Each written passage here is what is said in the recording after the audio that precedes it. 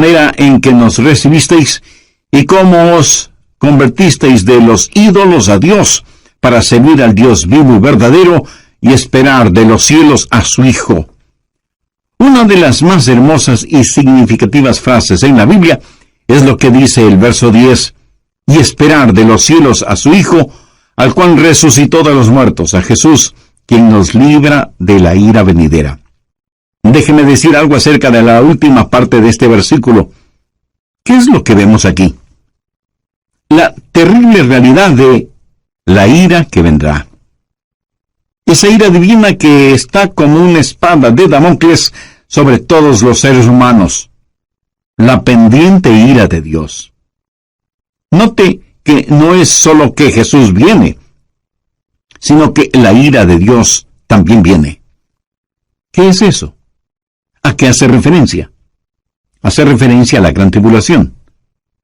Si usted piensa que hoy en día estamos teniendo increíbles problemas y dificultades, la ira de Dios, la gran tribulación, hará que estos días que estamos viviendo en la actualidad parezcan como paseo de verano en la playa.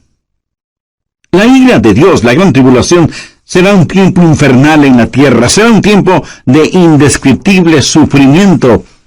El profeta Daniel advirtió sobre este tiempo. Anota al margen Daniel 12:1. Y será tiempo de angustia, cual nunca fue desde que hubo gente hasta entonces. Será un tiempo de sufrimiento sin paralelo en la historia. Y el Señor Jesús también advirtió sobre esto. Busque Mateo 24, desde el verso 21. Porque habrá entonces gran tribulación, cual no ha habido desde el principio del mundo hasta ahora, ni la habrá. No estamos hablando de una tribulación normal, no estamos hablando de los tiempos oscuros y terribles que los creyentes han conocido y vivido a través de los siglos. Estamos hablando de un tiempo sin precedentes. Daniel habla de tiempos problemáticos. Jesús habló de la gran tribulación y Pablo lo identifica como la ira que vendrá. En el capítulo 6 de Apocalipsis se describe la ira que vendrá. Veamos desde el verso 15. Y los reyes de la tierra y los grandes, los ricos, los capitanes, los todopoderosos y todo siervo y libre, se escondieron en las cuevas y entre las peñas de los montes, y decían a los montes y a las peñas, caed sobre nosotros y escondednos del rostro de aquel que está sentado sobre el trono y de la ira del Cordero. Generalmente hablamos de la gentileza del amor del Cordero, o sea, de Jesús. Pero escúcheme con atención. El amor de Dios es la mitad de la verdad, pero no toda la verdad. Y cuando usted toma solo la mitad de una verdad y la presenta como si fuera toda la verdad, entonces la mitad que no presenta resulta que viene siendo una mentira. Pero, mi amigo, de acuerdo a la Biblia, la otra mitad del amor de Dios es la ira de Dios, la justicia de Dios. El gran día de la ira de Dios se acerca. ¿Y quién será capaz de enfrentarlo? Daniel, Jesús, Pablo y Juan hablan sobre ese evento. Ese día sin paralelo ni precedente en la historia humana va a llegar, y Pablo lo identifica como la ira que vendrá.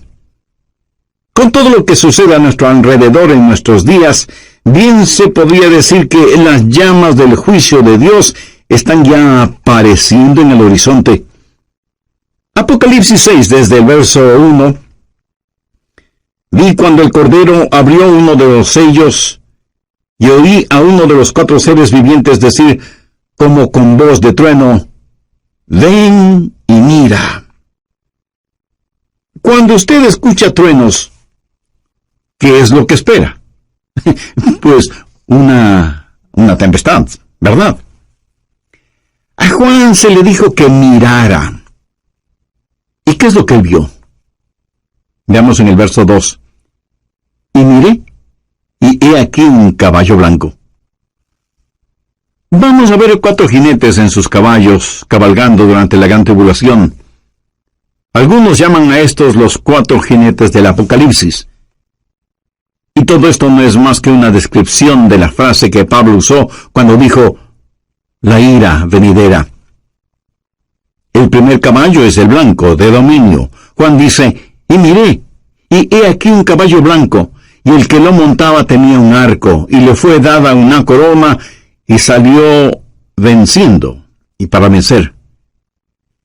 ¿Quién es este que monta en un caballo blanco? Mi amigo, no es otro que el anticristo.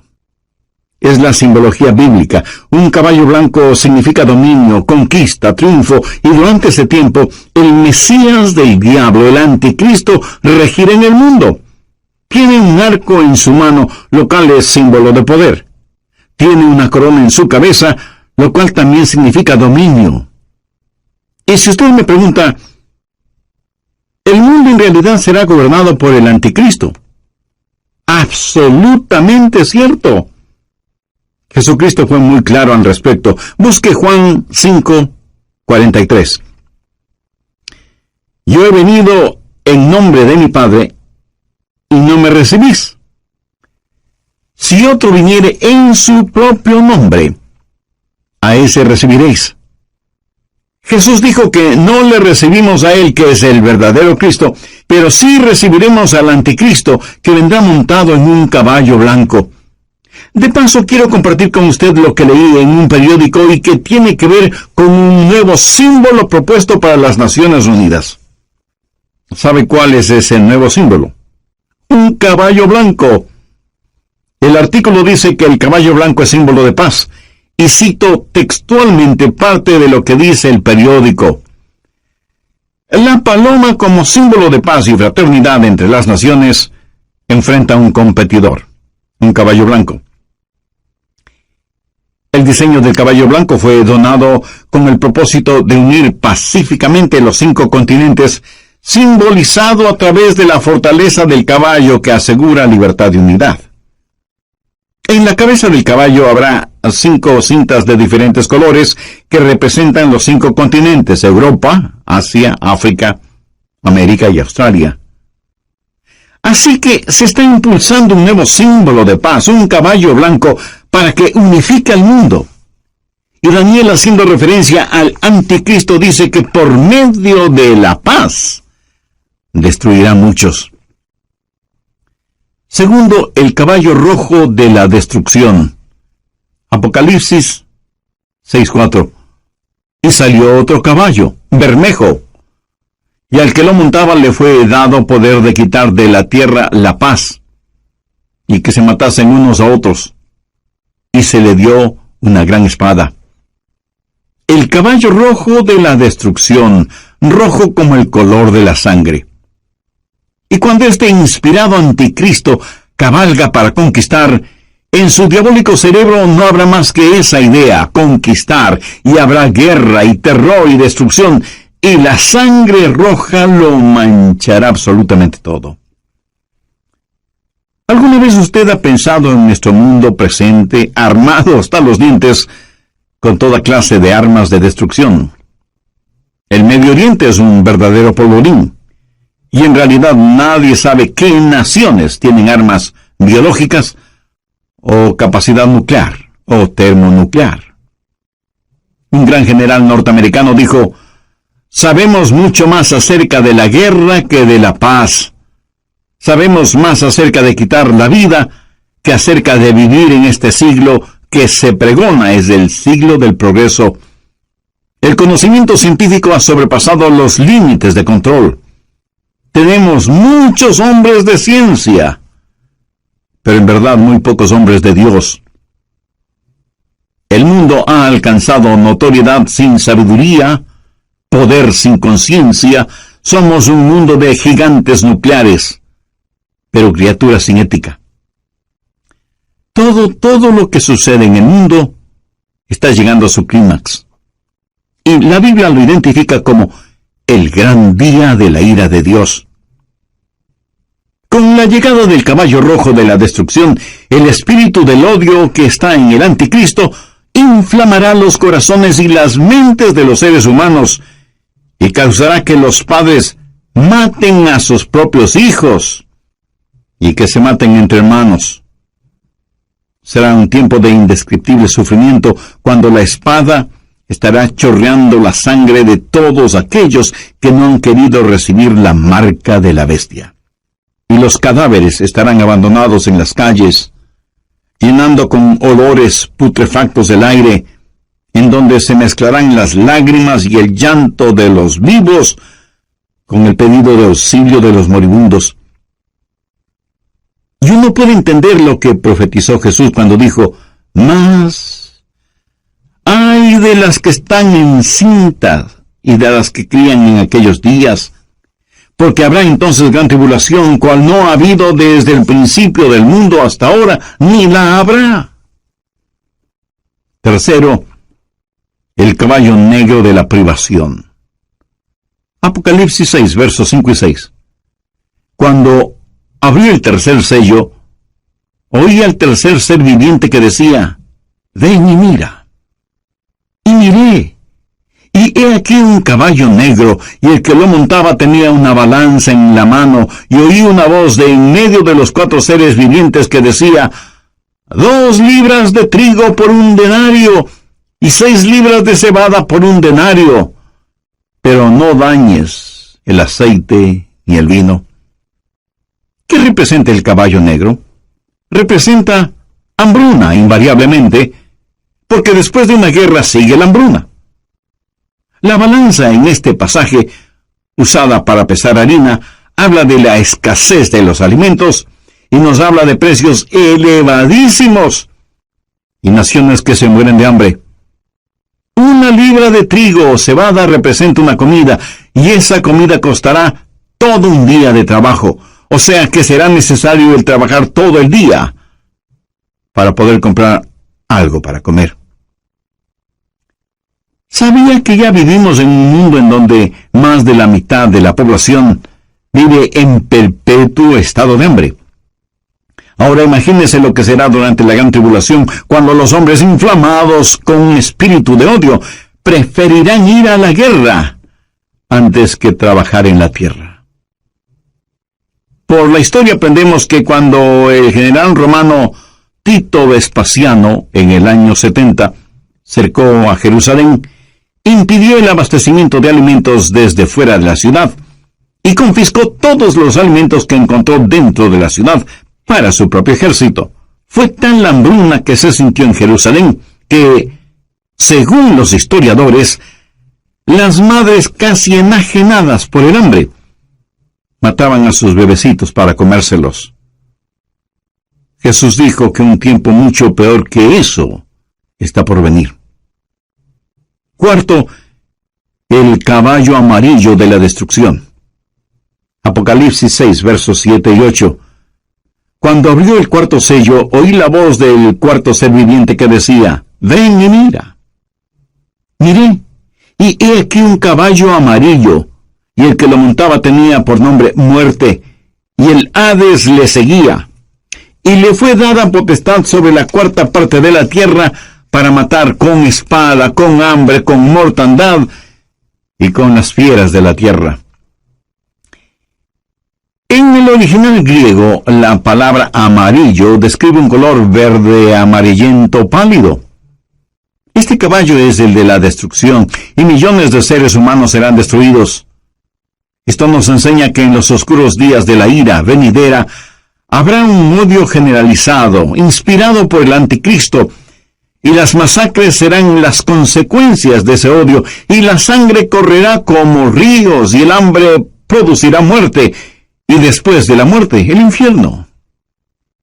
Se dice que a veces más gente muere después de terminada una guerra que durante la guerra misma. Y usted preguntará, ¿cómo puede ser eso posible? Amigo, después de la guerra hay una explosión de pandemias, infecciones, plagas. Pero en este pasaje, note que después de la muerte viene el Hades. ¿Qué significa eso? La muerte reclama el cuerpo, pero el Hades reclama el alma. Esos van a ser días terribles cuando ni siquiera en el sepulcro usted podrá esconderse de Dios. Y yo creo que los 4 jinetes del Apocalipsis están listos para comenzar su recorrido. Si nuestros oídos son sensibles, escucharemos el estruendo de sus cascos aproximándose aceleradamente. El gran día de la ira de Dios vendrá, ¿y quién será capaz de enfrentarlo? Este pasaje de Primera de Tesalonicenses nos previene acerca de la ira que vendrá, pero solo he hablado de una parte de lo que sucederá durante la gran tribulación. Vayamos ahora a Apocalipsis 9. La gran tribulación será un tiempo cuando los espíritus diabólicos serán desatados sobre la tierra. Apocalipsis 9:1. Y el quinto ángel tocó la trompeta y vio una estrella que cayó del cielo a la tierra. ¿Qué representa esa estrella caída? Es el mismísimo Lucifer. Y se le dio la llave del pozo del abismo, o sea, la llave es entregada a este supercriminal para que abra la cárcel que está en el abismo y deje en libertad a los malévolos espíritus encerrados allí. Y cuando eso pase, cosas increíblemente horrorosas van a suceder. Veamos el verso 2. Y abrió el pozo del abismo, y subió humo del pozo como humo de un gran horno, y se oscureció el sol y el aire por el humo del pozo, y del humo salieron langostas sobre la tierra, y se les dio poder como tienen poder los escorpiones de la tierra. Un notable comentarista bíblico refiriéndose a esto dice: las langostas son infernales, por eso vienen desde el fondo del abismo. Bueno, aquí no está hablando de langostas comunes. Estas son un emblema, un simbolismo de espíritus diabólicos. Son espíritus infernales e insaciables. Este no es un panorama muy halagador que digamos, ¿no le parece? Y menos para quienes no son salvos todavía. ¿Es usted ya salvo o salva? ¿Hay en su corazón el anhelo de que Jesús regrese? ¿Tiene la absoluta certeza de que al morir se irá al cielo?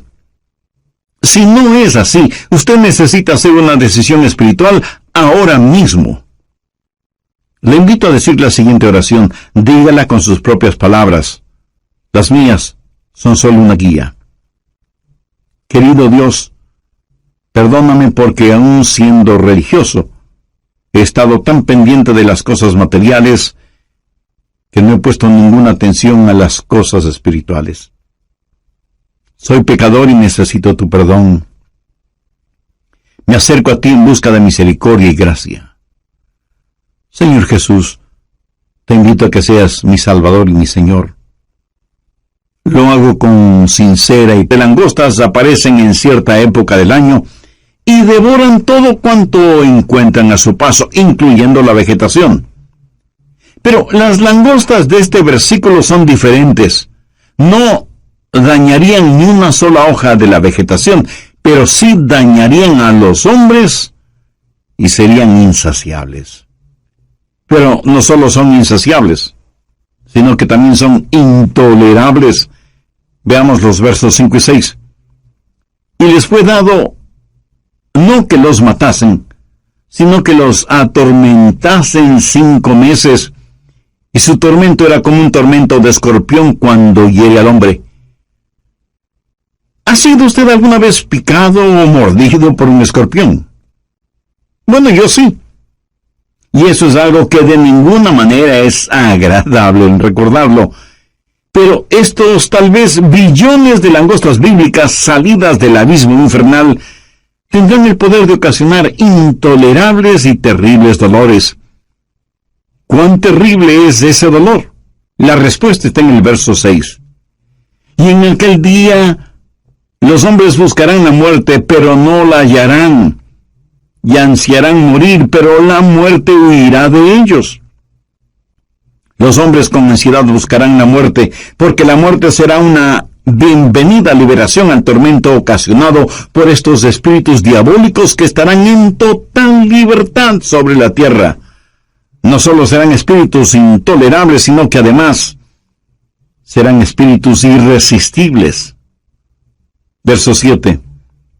Y el aspecto de las langostas era semejante a caballos preparados para la guerra. Como un ejército bien entrenado, avanzan, marchan. y nadie les puede detener, nadie puede estorbar el vertiginoso marchar de estas fuerzas diabólicas salidas del fondo del abismo de la maldad. Son irresistibles y al parecer invencibles. Apocalipsis 9:7. Y el aspecto de las langostas era semejante a caballos preparados para la guerra. En las cabezas tenían como coronas de oro. ¿Qué significa esto? Significa que a Satanás se le ha dado dominio y está temporalmente en el trono. Es el milenio del diablo. El infierno está de fiesta. Son irresistibles, invencibles e inteligentes. Mire lo que dice la parte final del verso 7. Sus caras eran como caras humanas. En la tipología bíblica, el rostro de un hombre siempre habla de inteligencia. Pero siempre ha sido la sabiduría humana la que ridiculiza la verdad de Dios. El interés de Satanás siempre ha sido el controlar la mente del hombre, no tanto su corazón y conciencia. Los espíritus diabólicos implantan en nuestras mentes ideas de cómo debemos aprender acerca de las estratagemas seductoras de Satanás, pero son estratagemas insidiosas. Verso 8. Tenían cabello como cabello de mujer, sus dientes eran como de león. Mi amigo, estas no son langostas ordinarias. El cabello de mujer habla del carácter seductor y atractivo de las fuerzas diabólicas. La Biblia nos advierte acerca de los espíritus seductores, y el diablo seducirá a millones con encantos femeninos. Pero debemos mirar más allá de todo lo que ofrece como atractivos este ángel de luz, porque él es en verdad un león rugiente. La Biblia dice, sus dientes eran como de león, para devorar y destruir a quienes caen en sus garras, insidioso y engañador, con pelo como de mujer, pero con colmillos de león. Los espíritus diabólicos son además insensibles. Veamos el verso 9. Tenían coraza como corazas de hierro. ¿Qué significa esto? Que por un periodo de tiempo ellos eran inmunes a cualquier daño. A los débiles y pecadores seres humanos no les servirá de nada el tratar de luchar. ¿Cuán frecuentemente desestimamos el poder de Satanás y nos reímos y hacemos bromas al respecto? Lo cual es una necedad, porque estos espíritus diabólicos son insensibles e inescapables. Note lo que dice la segunda parte del verso 9. El ruido de sus alas eran como el estruendo de muchos carros de caballo corriendo a la batalla. Por todas partes el aire está lleno con los ruidos de estos espíritus diabólicos, a quienes usted ni puede ganar en astucia, ni en nada. Veamos ahora el verso 10. Tenían colas como de escorpiones y también aguijones, y en sus colas tenían poder para dañar a los hombres durante 5 meses. ¿Sabía usted que el tiempo normal de vida de una langosta es 5 meses? El apóstol Juan usa simbolismos para decirnos que estos espíritus malignos, que tienen colas como de escorpiones, efectuarán su trabajo de herir a los hombres. Tienen el poder para hacerlo. Y como si todo esto fuera poco, esos espíritus son además indivisibles. Verso 11. Y tienen por rey sobre ellos al ángel del abismo, cuyo nombre en hebreo es Abadón y en griego Apolión. Hay un rey sobre estos espíritus. Recuerde que no tenemos lucha contra sangre y carne, sino contra principados, contra potestades, contra los gobernadores de las tinieblas. Abadón o Apolión literalmente significa destrucción. Un poderoso príncipe infernal, tal vez Satanás mismo, es quien los guía para que torturen a los habitantes de la tierra durante la gran tribulación, o sea, durante la ira venidera. En segundo lugar, hay una anticipada espera. Veamos 1 Tesalonicenses 1:10. y esperar de los cielos a su Hijo, al cual resucitó de los muertos, a Jesús, quien nos libra de la ira venidera. ¿Lo ve? Esperamos por su Hijo Jesús, quien nos libra de la ira venidera. Pregunta, ¿vivirá la iglesia la gran tribulación? ¿Estará la iglesia sujeta a la ira que vendrá? Bueno, personalmente no lo creo, y le diré por qué. Creo que la Biblia claramente enseña que la iglesia será arrebatada, raptada, antes de que la ira llegue. Veamos 1 Tesalonicenses 5:9. Porque no nos ha puesto Dios para ira, sino para alcanzar salvación por medio de nuestro Señor Jesucristo. El apóstol Juan le dijo a la iglesia de Filadelfia la misma cosa.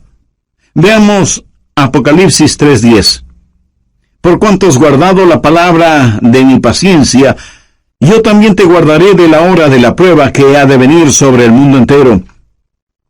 Y usted podría preguntarme, pastor, eso es lo que Juan le dijo a la iglesia de Filadelfia, pero no a nuestras iglesias. Vayamos rápidamente a Apocalipsis 3:13. ¿Qué dice? El que tiene oído, oiga lo que el Espíritu dice a las iglesias. Lo que se le dijo a la iglesia de Filadelfia también es para nosotros. Si guardamos las palabras de su paciencia, Él nos librará de esa hora de tribulación. Dios no derrama su ira sobre sus hijos. Él disciplina a sus hijos. Antes de que un reino declare guerra a otro reino, ¿qué es lo que hace? Llama a sus propios ciudadanos a que salgan de ese reino antes de declarar la guerra. Antes de que Dios hiciera llover fuego y azufre sobre Sodoma, el ángel le dijo a Lot, no puedo hacerlo hasta que tú salgas de aquí. Lot y su familia fueron sacados de la ciudad antes de que la ira de Dios se hiciera una realidad. Dios los salvó sacándoles de la ciudad. Antes de que Dios enviara el diluvio en tiempos de Noé, ¿qué es lo que hizo? Arrebató a Enoc antes del diluvio para que fuera como un retrato, una ilustración de que antes de que Dios derrame su ira, Dios salva a los suyos. Dios puso a Noé en el arca como una ilustración de lo que la nación judía experimentaría y saldría del fuego de la tribulación. Si la iglesia va a pasar la gran tribulación, hay ciertas cosas que deben suceder. Y no estaremos esperando el regreso de Jesús en cualquier momento. Anote Mateo 24:36. Pero del día y la hora nadie sabe, ni aun los ángeles del cielo, sino solo mi Padre. Nadie, absolutamente nadie, sino el Padre, conoce el tiempo del regreso de su Hijo a la tierra. Y en Mateo 24:38, porque como en los días antes del diluvio estaban comiendo y bebiendo, casándose y dándose en casamiento, hasta el día en que Noé entró en el arca. Entonces vendrá el Hijo del Hombre. Ahora escúcheme. Comer, beber, casarse o dándose en casamiento no es precisamente la gran tribulación. Es cierto que para algunas parejas su cónyuge es una gran tribulación. ¿Qué es lo que dice Mateo 24:42? Velad pues porque no sabéis a qué hora ha de venir vuestro Señor. Y en el verso 44 leemos, por lo tanto, la tribulación durará 7 años. La divido en 2 períodos de 3 años y medio y puedo comenzar a contar.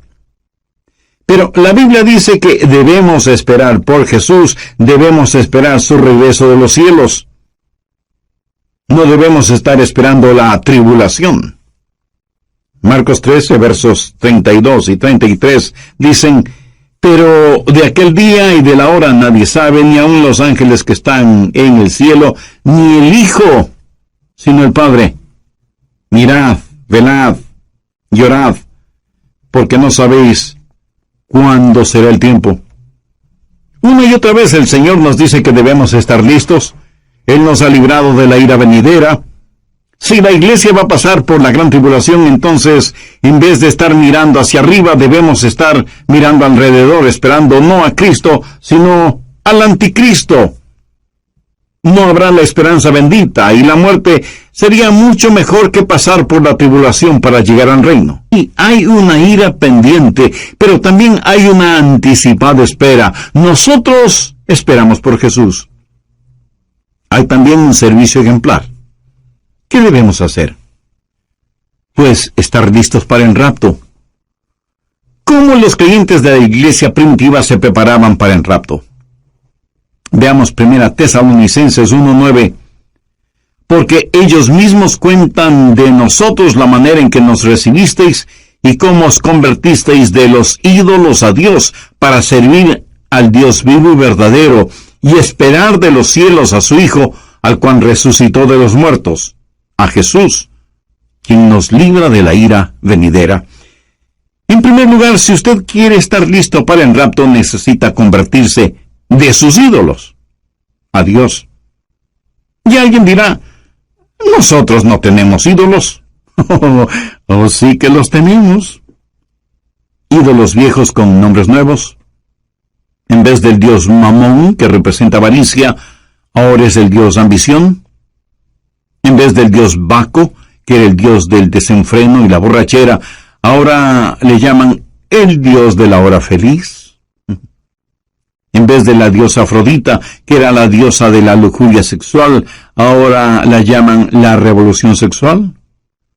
Son los mismos dioses y diosas, ídolos de antaño, con atractivos y políticamente correctos nombres.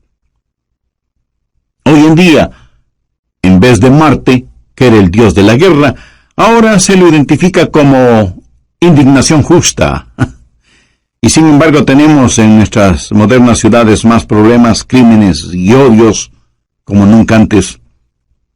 Viejos ídolos con nuevos nombres. ¿Y qué es un ídolo? Un ídolo es cualquier persona o cosa que usted ame más que a Dios. Es cualquier cosa en la cual usted confía más que en Dios. Es cualquier cosa a la que sirve más que a Dios. O cualquier cosa a la que usted tema más que a Dios. Cualquier persona o cosa que le desvíe de Dios es un ídolo.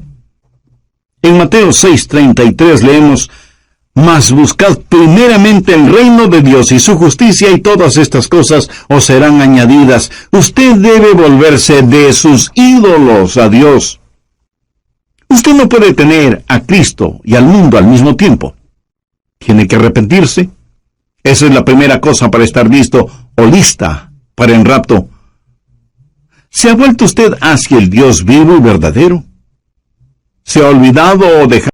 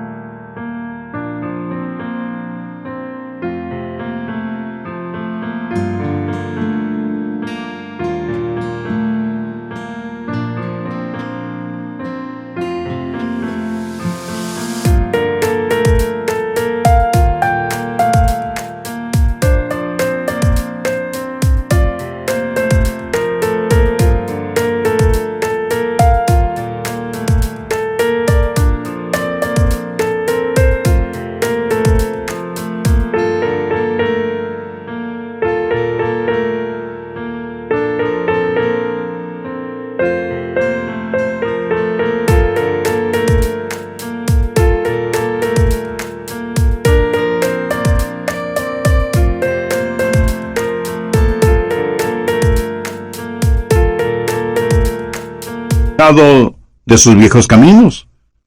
Le ha entregado su corazón a Jesús, que es el Dios vivo y verdadero. En segundo lugar, hay que servir al Dios vivo y verdadero. Algunos de ustedes me dirán, Pastor Adrián, yo creo las cosas que usted predica sobre profecía. Bueno, muchas gracias. Ahora permítame decir, con toda la unción, función y emoción de mi alma, si usted cree en lo que estoy predicando hoy, usted debe empezar a servir a Jesús.